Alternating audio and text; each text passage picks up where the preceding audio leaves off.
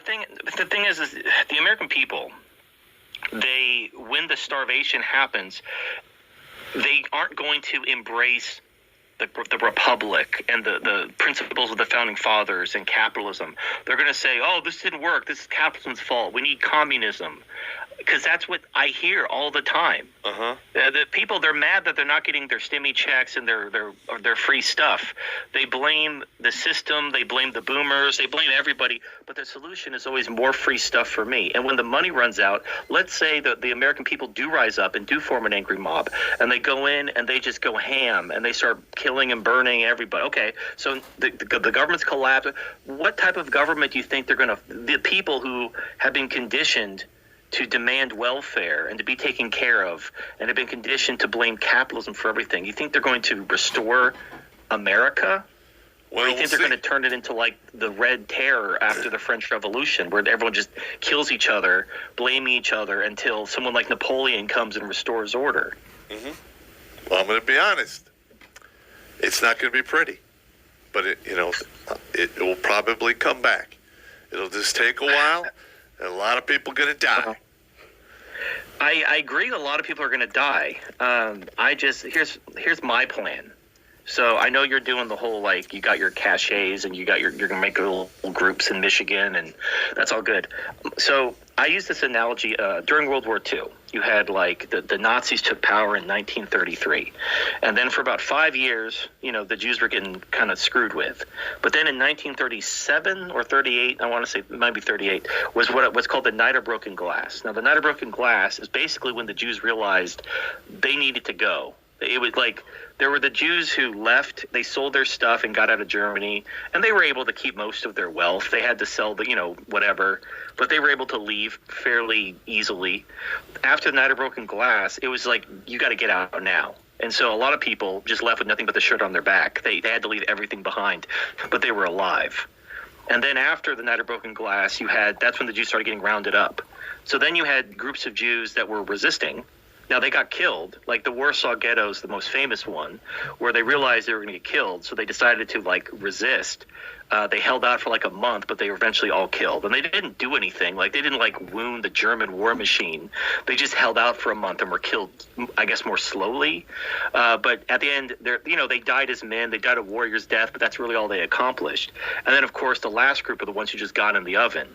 And so the question is, what group of Jews do you want to be? Do you want to be the Jews who left early, were able to keep most of their wealth and escaped? Do you want to be the Jews who left with nothing but the clothes on their back? Do you want to be the Jews who fought bravely and died on their feet but ultimately accomplished nothing other than dying a warrior's death? Or do you just want to get in the oven? And I'd rather be in the first group. So rather than trying to organize something, like I give people 5 options, and I'll float these by you. So option 1 is start a no-go zone, which is very hard to do. You need like thousands of people. Groups like the Amish have one. The Orthodox Jews in New York City have one. The Muslims in Europe have no-go zones, where basically they do whatever they want and the government leaves them alone. These exist all over the place. It's all about numbers and community. If you have the numbers, the government will leave you alone. As long as you don't talk about secession. The problem is when you start talking about secession, then the government has to come in and shut you down because they can't let you leave and take their land and their tax revenue with them. So that's option 1, but that takes a lot of people. Unless you were already part of a group, probably not going to happen. You can go off grid and just chill out in the woods until everything blows over. But then, of course, you're just hoping nobody looks for you. But if someone finds you, you're by yourself or you have a very small group, you're kind of easy pickings at that point. So not ideal. You can leave the country, but then you have to worry about, how you're going to get your stuff out, how you're going to move your wealth over. You're going to have to worry about, immigration restrictions, learning a new language, learning new culture. And then when shit hits the fan, being a minority, and I don't mean like non-white, I just mean being a minority anywhere. If you stick out, if you don't blend in with the general population, when shit hits the fan, trust is a premium. And if you look different or act different or sound different, people are going to look at you suspiciously if anything happens. If the fucking crops don't come in that year, you're a witch, that kind of stuff. You don't want to do that. So you don't want to be a minority. So you want to go where you have people, where you kind of can blend in and assimilate fairly easily.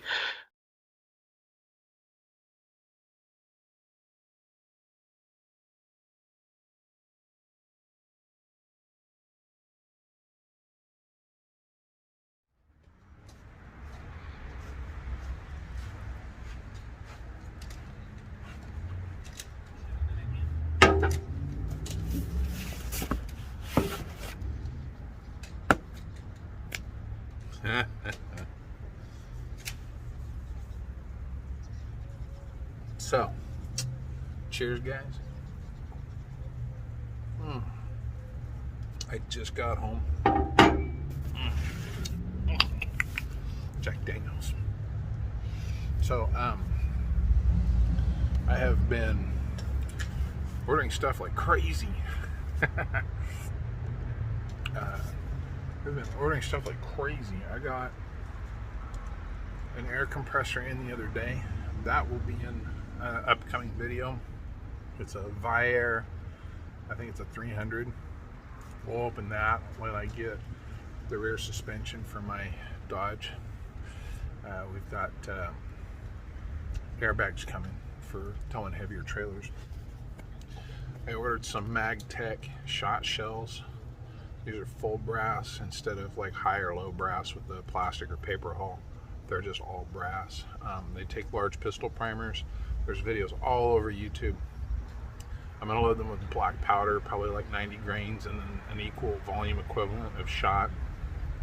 See what it takes to do that. That's gonna be fun. You can't get shotgun shells anymore, and if you do find them, they're like $10, $12 a box for, you know, a $2 box of shotgun shells. I don't think so. But anyway, I got this thing. Thought we would check this out.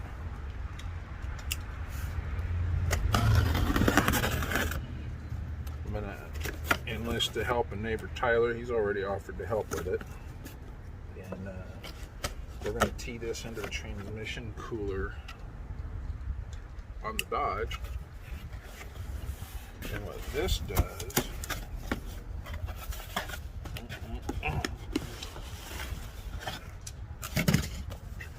if you're a fan of the channel, you know that I'm a sucker for cool packaging. Yes. This is a transmission intercooler. Where the line goes into the cooler, it goes through the radiator cooler for the transmission fluid. It comes out and it goes back to the transmission. Now it's going to go through this, and let's do this little number here. It's going to go through this and get it even cooler. And this comes with a fan that automatically comes on. Mishimoto. Hello, Mishimoto. It's got a fan that automatically comes on.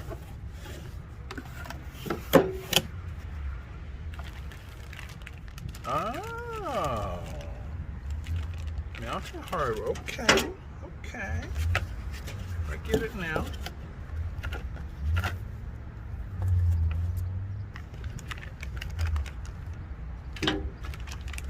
There you go. Yeah, it was just when the temperature hits a certain degrees, I think it's 180 degrees, this thing's going to kick on. And we're going to also put a bypass switch on the dashboard somewhere so that I know a hill's coming. Let's just get this party started before it gets started. So that is a thing that's happening to the Dodge. The Dodge is almost ready to start towing. That's going to be really cool. And I got one more thing coming. One more thing coming that I wanted to mention real quick. I've been watching these videos on YouTube, of course, right? So you guys know, I just started a library account. The purpose of that is BitChute hasn't really done what I wanted. Every time I try to upload a video to BitChute, it just doesn't want to go on. And I'll spend a whole day trying to upload a video to BitChute and it just won't go. Sometimes it works and sometimes it doesn't. So I see everybody's using Rumble and Library and all that stuff. So I got a library account. I have no clue how that works. I'm gonna start figuring that out. I'll be honest with you guys, I haven't made a lot of videos because I've got a lot of stuff going on I can't talk about right now. Got a lot of stuff going on that I can't talk about. My personal life, you can't get on YouTube and talk about a lot of the other stuff that's going on in the world, and I want to do that more. I've been told, oh, if you're going to have a motorcycle channel, you don't want to talk about politics. Well, I'm not really a motorcycle channel. I'm a motorcycle, guns, whatever the heck floats my boat right now, and what makes me interested. One of the things I ordered is kvass. It's a Eastern European drink, Russian drink. I ordered some. You can get it non-alcoholic on Amazon. So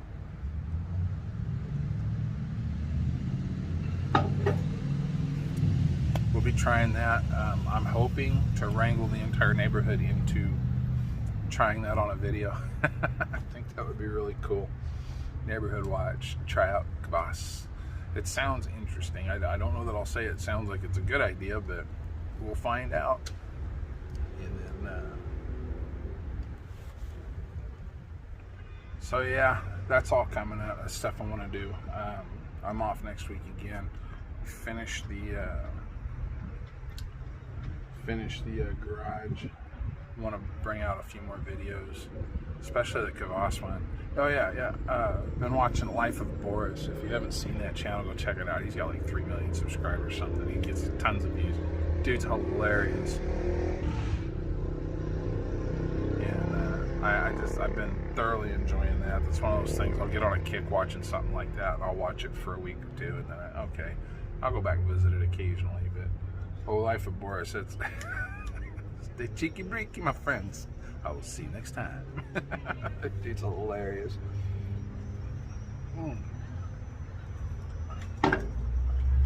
Almost at 330 subscribers. Wow. That's amazing, especially after 3 months and not really uploading anything.